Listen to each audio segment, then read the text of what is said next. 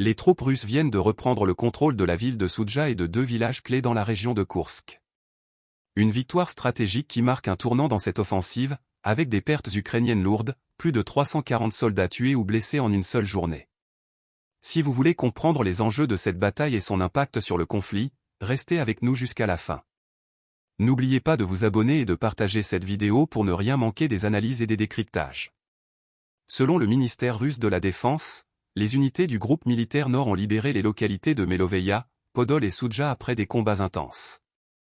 Les forces russes ont également vaincu 7 brigades ukrainiennes et un régiment d'assaut dans plusieurs zones, dont Gogolevka, Goncharovka et Sudza. Une contre-attaque ukrainienne a été repoussée, démontrant la détermination des troupes russes à consolider leur position. Les chiffres communiqués sont impressionnants, en plus des pertes humaines, les forces ukrainiennes ont subi la destruction de 2 véhicules de combat d'infanterie, 3 véhicules blindés de transport de troupes, 5 véhicules blindés de combat, 17 voitures, 4 pièces d'artillerie et 2 mortiers. 2 points de contrôle de drones ont également été neutralisés, privant l'ennemi d'un atout technologique crucial. Sur l'ensemble de la période des combats dans la région frontalière de Koursk, les pertes ukrainiennes s'élèvent à plus de 67 000 soldats, près de 400 chars et des milliers d'unités d'équipement militaire.